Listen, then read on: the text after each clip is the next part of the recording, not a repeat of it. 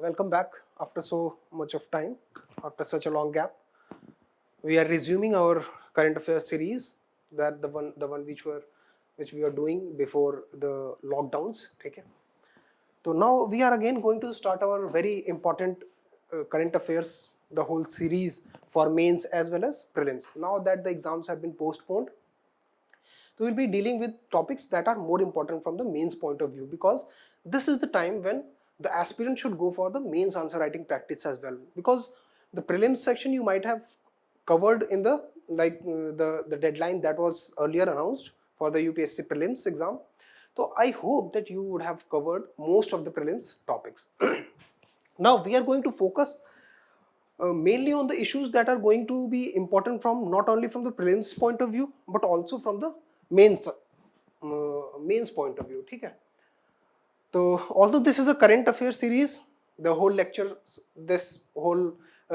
series is based on the current affairs. But as you have observed that we have also been going after the issues that are important both from static portion and the current portion, because current affairs is not a subject in itself, because current affairs is an appendage to the static portion. ठीक है. So for the first topic that we are having at our hand is how bond market functions. This is a very important topic. I have been receiving a lot of queries about the functioning of the bond market, because recently a lot of activity has been going on, and on the 4th of the June, recently Reserve Bank of India announced its monetary policy committee. It also focused on the bond market, ठीक है, to regulate the long term interest rates of the government bonds. इससे पहले वाला जो monetary policy report आई थी, that was also focused on controlling the bond prices and hence the interest rate of the bond markets. Why? Because the yields or the interest rates on the long term bonds of the government securities are going up. ठीक है. And when the interest rates are going up, that shows a negative perception about the economy. Understood? So we are going to deal with some important topics. This topic is going to be the most important, I would rather say, both from mains and prelims and from the general understanding of economy as well. Because when you are reading the Hindu or the Indian Express or the Mint or any such news, you are going to come across this bond market, bond yield, bond price, all these terms very frequently. Okay? So I have tried to cover this important topic here. ठीक है. What we are going to cover is what is a bond, how it is different from stock, ठीक है, what is bond yield, what is the impact of increasing bond yields, and why do bond yields increase or decrease. ठीक है. So although point number 5 should have come before the point number 4, okay, you can swap them both, but that does not make a large difference in our scheme of things. Sorry. Now, what is a bond? Because this whole topic is not to be taught on slides. Okay? It is a conceptual, it's a topic of conceptual understanding. That is why I have not made any slide of this. Rather, I will take the help of whiteboard and try to explain it. Okay? So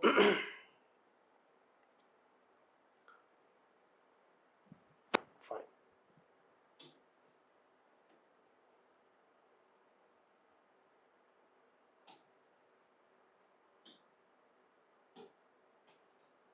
Okay.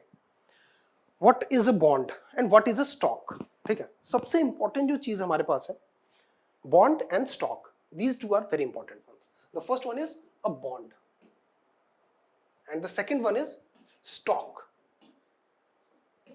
ठीक है, या share. What is a bond and what is share? First, very important difference is share is a partnership, whereas bond is a debt. Bond is an instrument of debt. Okay, instrument of debt. That means whenever you are purchasing some bond, okay, for example, a company XYZ, ठीक है, a company XYZ, this company wants some funds for itself. What will this company do? This company will issue bonds in the market. Bond is a method of raising loan from the market, raising money from the market. कैसे? This company will publish bonds, ठीक है, उस bond का कुछ face value होगा ₹100 for example, That means per bond of the company XYZ is valued at rupees 100. But important thing to note here is कि जब भी आप किसी को लोन देते हो, okay, whenever you are giving loan to someone, what you have to do is you need to charge interest on that. ठीक है, interest rate is very important in the whole economy section.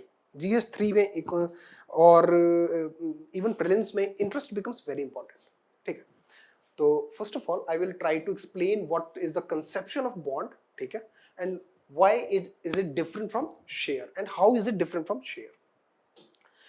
So first one is, the first point is bond is an instrument of debt. Okay, and one another fundamental concept that I would like to tell is कि interest rates, whenever you are talking about interest rates, okay, ऐसा ठीक नहीं है?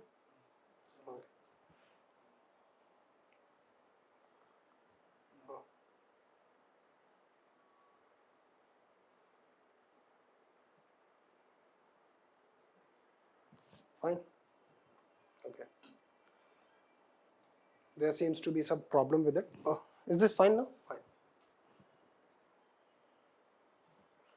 Now, whenever we are talking about the bond, okay, bond, है ना? So we talk about the interest rate. Or whenever you are going to take a loan from the bank will charge you an interest rate. Now, what is that interest rate? What does that interest rate represent? Interest rate is nothing but interest rate represents the cost of borrowing. ठीक है, cost of borrowing. ठीक है, because time has a value in money. ठीक है, अगर आपको कोई 1 year के लिए पैसे लोन पे दे रहा है तो that person could have invested that money somewhere else and could have earned a revenue on that. ठीक है, तो अगर उस if you are borrowing a loan of rupees 100, fine, so the lender who is giving you a loan of rupees 100, he could have invested this rupees, ठीक है, at somewhere at some place, some other place, like for he could have deposited it in the savings account, ठीक है, and would have earned an interest on the deposit. ठीक है, क्योंकि अगर ये 100 रुपए जो आपको लोन में मिले हैं, if the lender would have deposited it in a savings account, that person would have earned an interest rate on this. ठीक है, तो whenever you are going to borrow, ठीक है, तो you will have to pay interest on that. Yeah, whenever you are going to give loan to someone, you will be charging interest on that because that interest represents the cost of your money. ठीक है, understood? When you are going to a bank to borrow some money, the bank will charge you an interest rate. That interest rate represents the cost of the funds. ठीक है, कि the interest rate is like it is a premium charged on you for taking the money from the bank, which would have otherwise been invested somewhere else, and that money could have resulted into revenue for the bank. Okay, and that is why we study interest rates. Okay, now interest rates are very interesting and important both.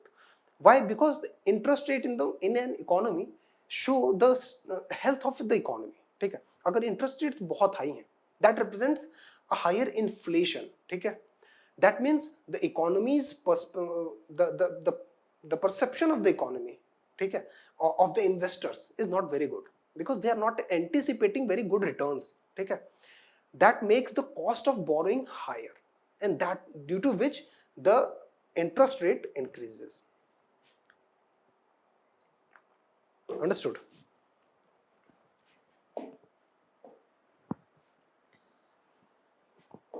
Okay, now I hope you understood what is a bond and what are interest rates. Now we'll determine how the rate of interest of the bond varies in the market. The first point is a very basic graph. The first point to understand is how will the supply of the bond vary in the market.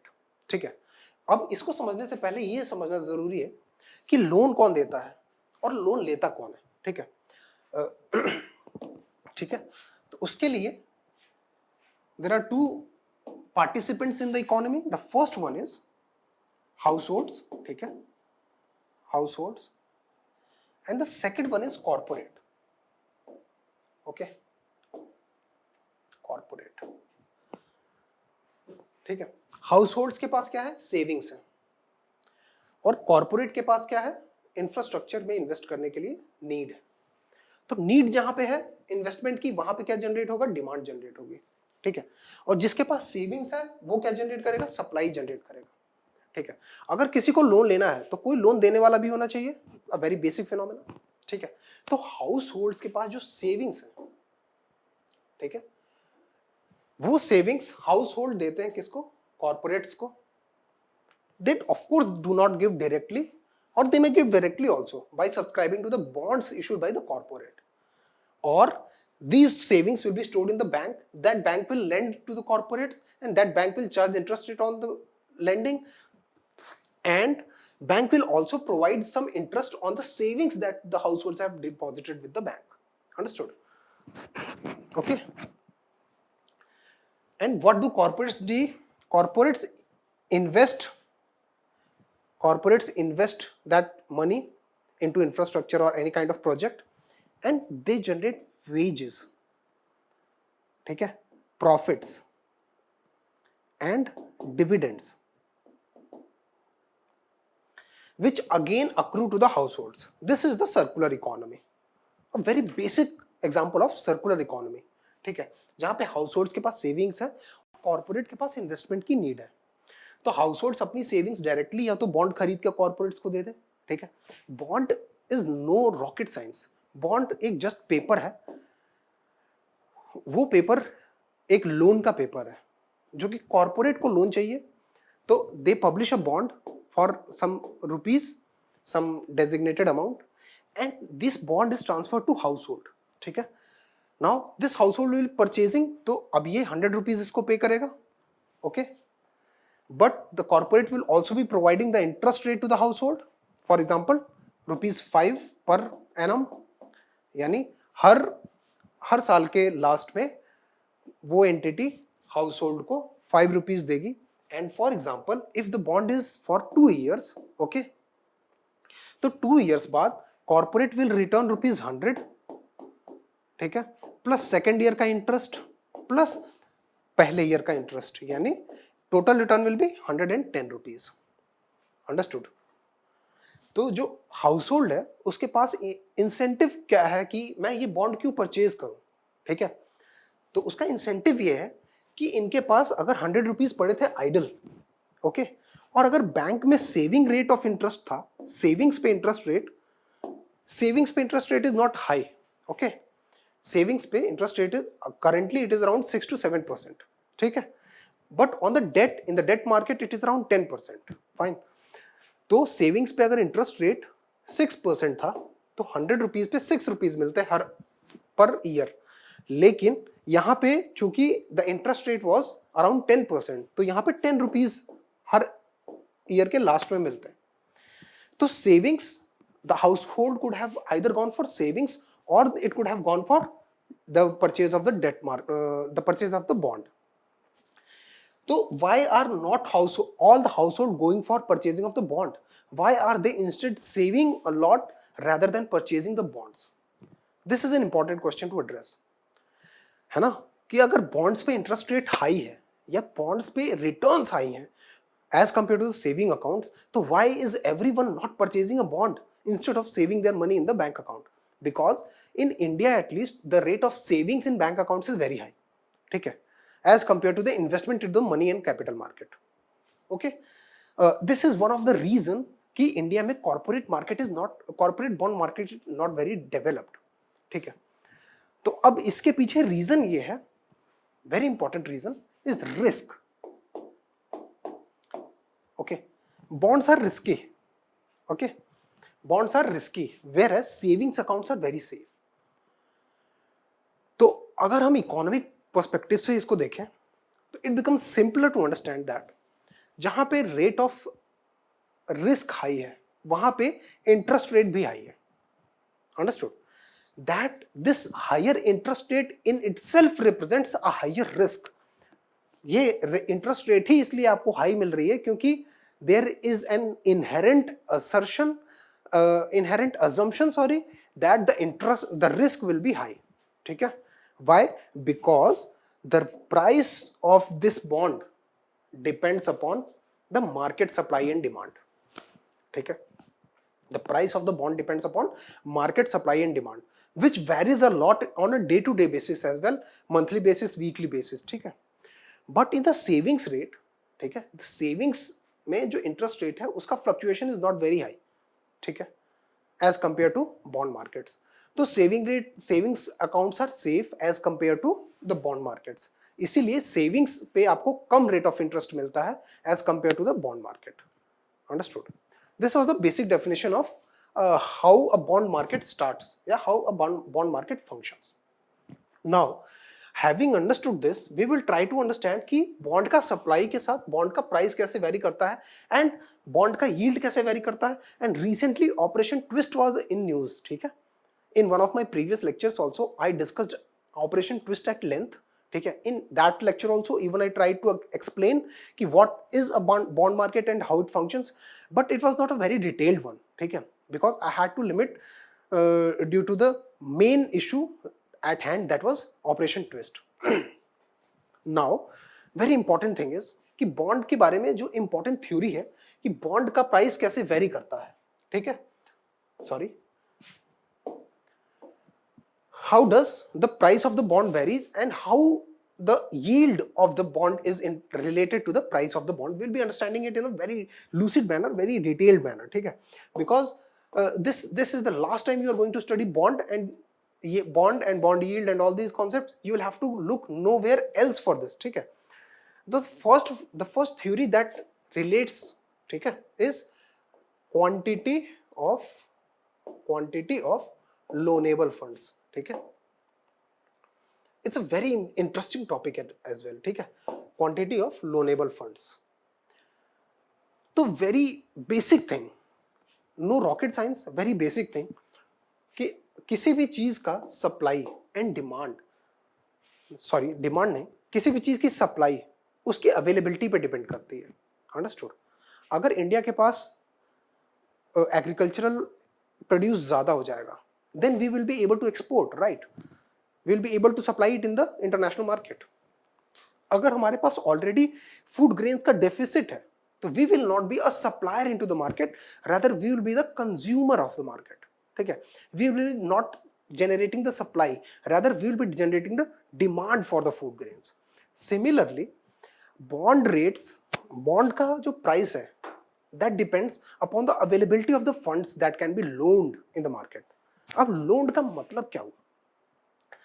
हमने अभी देखा कि house holds, ठीक है ना, households are the one who are providing funds to the market. ठीक है. अगर इन हाउस होल्ड्स के पास सेविंग्स जो है अगर वो डिक्रीज कर जाता है, ठीक है, अगर ये इनके पास सेविंग्स ही डिक्रीज कर जाती है, फॉर एग्जाम्पल अगर किसी के पास पहले 500 रुपीज थे, फाइन, अब उसके पास 400 रुपीज हो गए. इन दोनों कंडीशंस में अगर एक कोई एक्स पर्सन है, if this person seeks loan from this person and this person seeks loan from this person, which of the two will be supplying more funds? Okay, this is important to understand कि जिसके पास 500 rupees है, that person will be easily supplying as compare to जिसके पास 400 rupees है. Understood?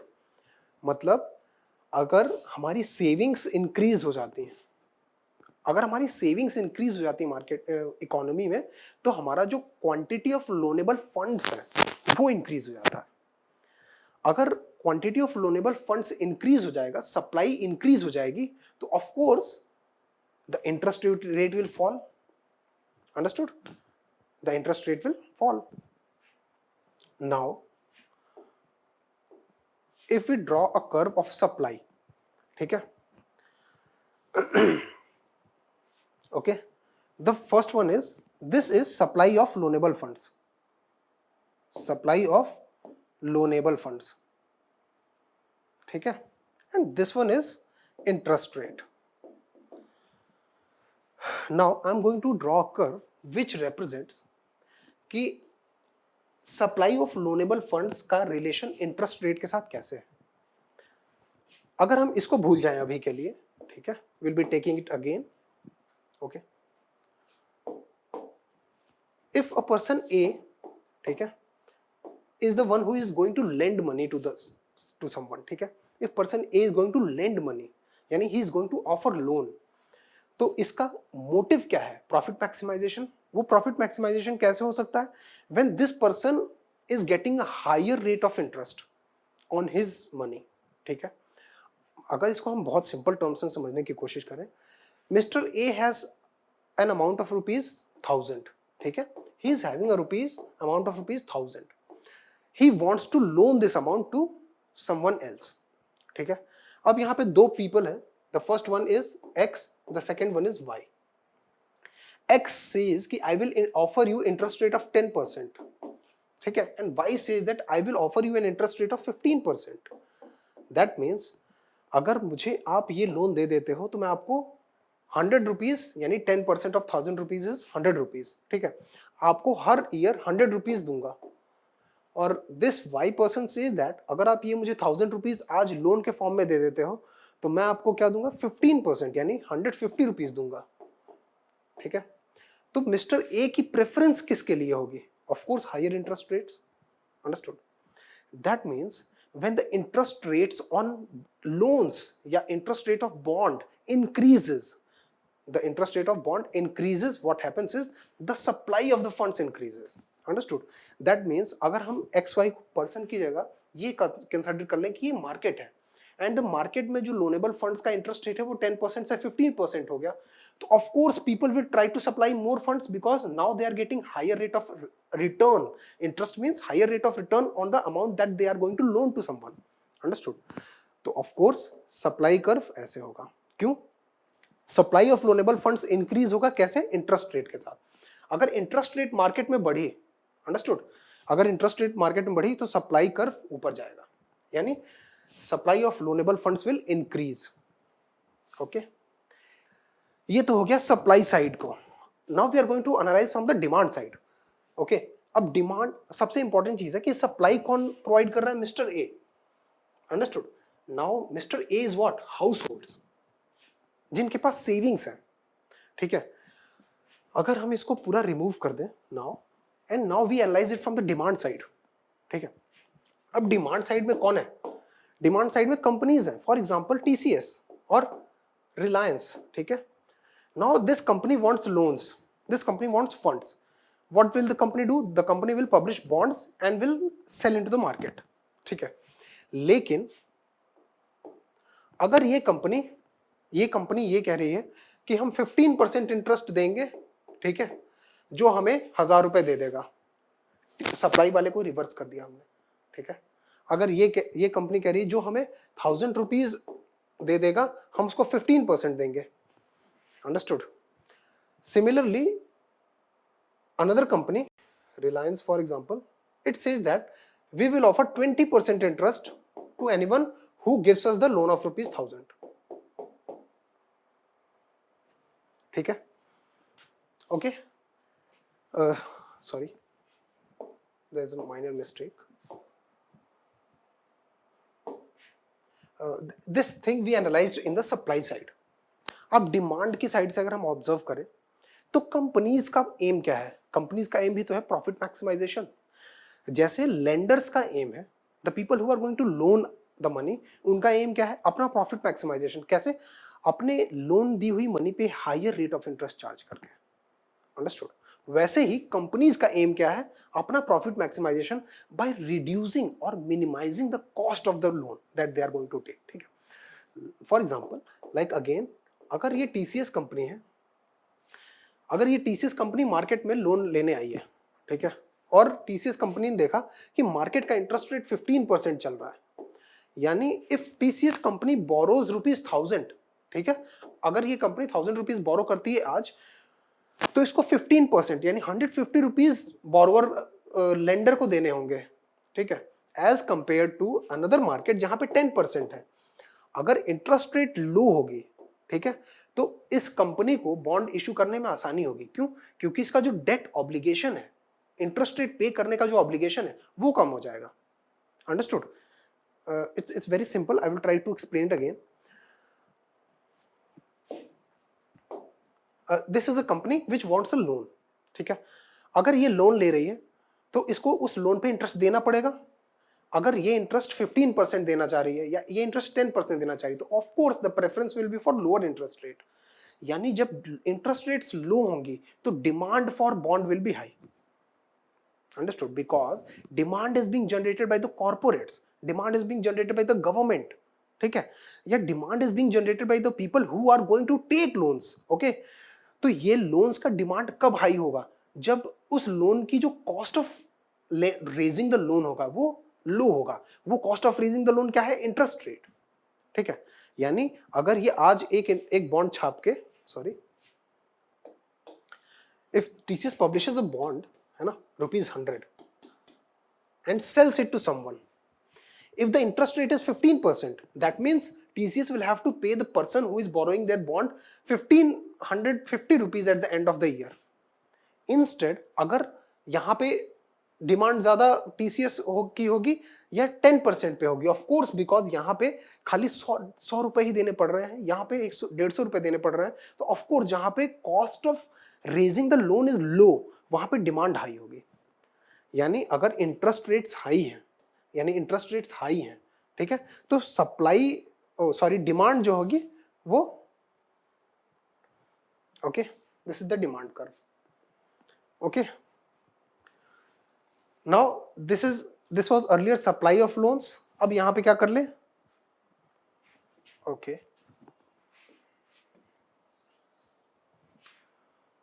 Supply of loans के लिए हम रेड कलर यूज कर लेते हैं, ठीक है, और डिमांड ऑफ लोन्स के लिए ब्लू। सप्लाई ऑफ लोन्स, यहां पे डिमांड ऑफ लोन्स, ठीक है। When interest rate is high, demand is very low. When interest rate is high, ठीक है, इस इंटरेस्ट रेट पे demand is very low, but demand is increasing in this way, ठीक है। But when you observe, when interest rate falls, ठीक है, तो at some point here the demand increases. That means the demand is inversely proportional to interest rate and supply is directly proportional to interest rate. Okay, and this is the point of equilibrium जहां पे interest rate of the market will get determined. ये एक interest rate है और ये है supply of the loanable fund. This is a very simple theory कि how bond का price और bond का interest rate कैसे determine होता है. I hope you understood this. Now another important thing about interest rates is कि how government and why is government so keen about the interest rate on long term bond loans, ठीक है, तो we'll be discussing this. Okay, as we saw, this is demand and this is supply. This is the point of, ये stable point है जहां पे loans मिल रहे हैं एक स्टेबल इंटरेस्ट रेट पे। Now what happens is, अगर गवर्नमेंट बहुत सारा लोन चाहती है मार्केट से, what will happen if government is trying to take a lot of loan, तो उस लोन जब गवर्नमेंट बहुत सारा लोन चाह रही है तो वहां पे जो बॉन्ड्स की सप्लाई है वो इंक्रीज हो जाएगी, ठीक है। बॉन्ड्स की सप्लाई इंक्रीज होने से, बॉन्ड्स का सप्लाई इंक्रीज होने से सप्लाई बहुत ज्यादा बढ़ गई बॉन्ड की, लेकिन परचेजर उतने कम ही है, तो उसमें क्या होगा? When supply exceeds the demand, तो rate, the price of the bond falls, ठीक है।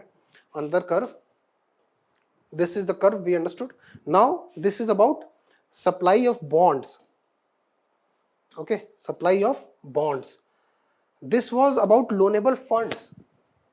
This was about the funds available with the public. वो कितना funds को लोन कर सकती है. This is about supply of bonds itself. अगर मार्केट में bonds की सप्लाई इंक्रीज हो जाती है, अगर मार्केट में बॉन्ड्स की सप्लाई इंक्रीज हो जाती है तो क्या होगा? इंटरेस्ट रेट पे, ठीक है। Again supply, demand, sorry,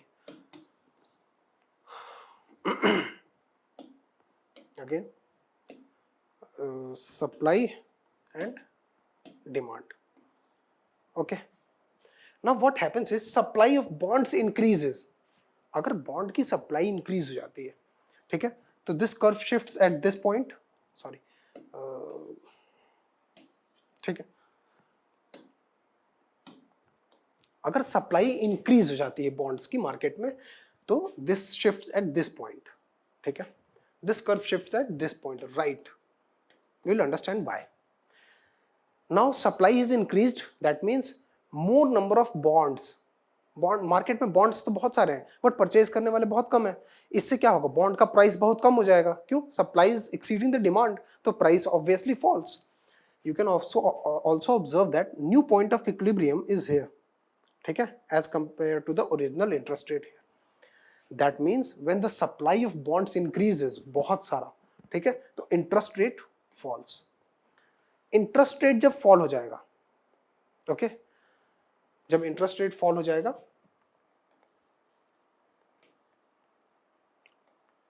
okay, when the supply of bond increases, the interest rate will fall. Now why is government so keen about controlling the interest rate or bond yields of long term market?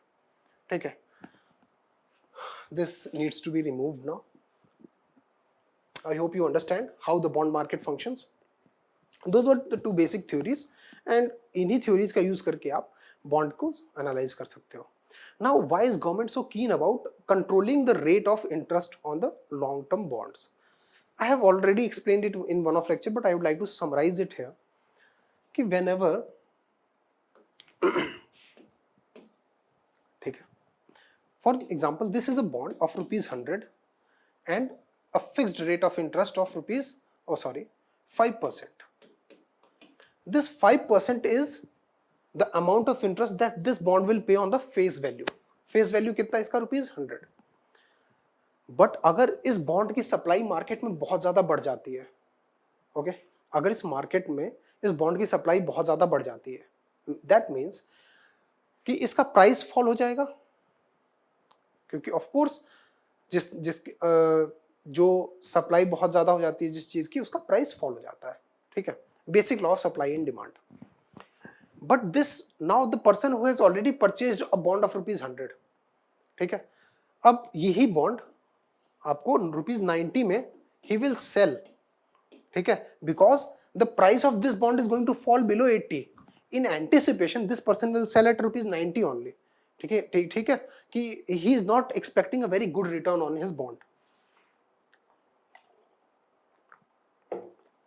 In that case, he will sell the bond at a price of ₹90. This shows that the loan appetite of the market is low. Loan appetite मतलब people are not going for offering loans to the corporates. क्यों? क्योंकि they want people are trying to maximize their profit, but the price of the bond is falling. Okay, the price of the bond is falling. That means the company will not be able to raise higher loans. Understood? And that will be a burden in infrastructure and investment projects. ठीक है, तो government क्या करती है ऐसी situation में, जो ये बॉन्ड्स जिनका प्राइस फॉल होना शुरू हो जाता है, गवर्नमेंट उनको अपने आरबीआई के थ्रू परचेज करना शुरू कर देती है, so that again the supply can be reduced and price can be lifted up. Understood? This is the basic concept of course supply demand and how supply demand is managed. ठीक है, तो I hope you understood the whole bond market, how bond market functions. We understood what is a bond, how is it different from stock. Stock is a share, where bond share in, like if a company is issuing its stock, the shares, so that means they are giving you a share in their own company. ठीक है, but you are not entitled to any kind of interest, you are entitled to the dividends, because अगर company को कोई benefit होता है तो you are now a shareholder of the company, so you are entitled to the dividends. ठीक है, you are entitled to the profit and loss, but you are not entitled to what, the percentage interest rate that a person who is holding the bond will get. ठीक है, and in case of a liquidation, the person who is holding the bond will be getting the will getting his claims first as compared to the person who is holding the shares of the company. Now what is bond yield? Bond yield is nothing but bond yield, okay, is bond yield basically represents जैसे अभी हमने देखा कि अगर 100 rupees का bond है, उस पर 5% इंटरेस्ट है, तो इसका कितना हो गया, 5 रुपीज इंटरेस्ट मिल जाएगा उसको, ठीक है। बट अगर इस बॉन्ड का प्राइस 90 रुपीज हो जाता है, but still the person who is holding the bond will get what, ₹5, but the person who is holding the bond will get ₹5 because 5 is the percentage of the interest rate that is on the face value of the bond, and the face value of the bond is ₹100 still, okay. But this person bought this bond in at 90 rupees, ठीक है, तो but उसको profit कितना होगा, ₹5, तो ₹5 okay will be a greater percentage of ₹90 as compared to ₹100, ठीक है। तो यही है बॉन्ड यील्ड। बॉन्ड यील्ड का मतलब the return that the bond is providing, understood.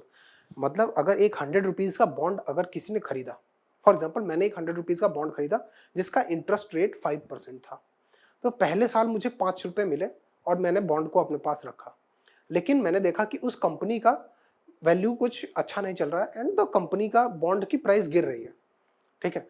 तो अगर मैं क्या करूंगा, आई विल एक्सपेक्ट कि ये बॉन्ड को मैं ऑफलोड करके दूसरा कोई अच्छा बॉन्ड खरीद लूं।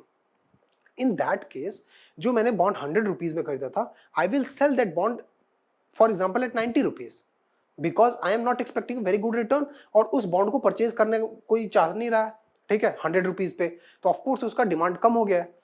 अब डिमांड ऑफकोर्स कम हो गया है तो सप्लाई बढ़ गई है, सप्लाई बढ़ गई मतलब प्राइस फॉल हो गया, तो मतलब मैंने अपना बॉन्ड जो 100 रुपीज पे खरीदा था वो 90 रुपीज में ही बेच दिया, ठीक है।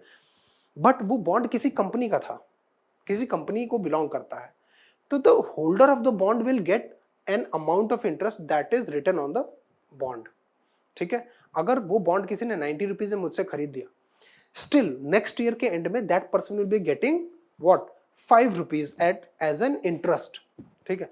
बट इस पर्सन ने 100 रुपीज की बजाय 90 रुपीज में खरीदा था एंड आई वॉज गेटिंग 5%, तो that person who purchase 90 rupees में ही will be getting a higher percent, although he will be getting ₹5, but ₹5 is more than 5% of 90 rupees, understood? That is how we understand the bond yield. This is called bond yield. अगर bond yield increase हो रही है, that means bond price fall हो रहा है, understood? This is the basic concept कि अगर bond yield increase हो रही है तो bond price fall हो रहा है, okay? What is the impact of increasing bond yields? As I said, अगर bond yields गिरने लगी बहुत तेजी से मार्केट में, तो cost of raising a loan will increase. क्यों? क्योंकि now the person who is holding 90 rupees bond, he will also get ₹5 from the company. That means now the companies will have to pay higher rate of interest even if the price of the bond is low. I told you कि bond का supply demand and the company के prospects के ऊपर भी bond का price depend करता है।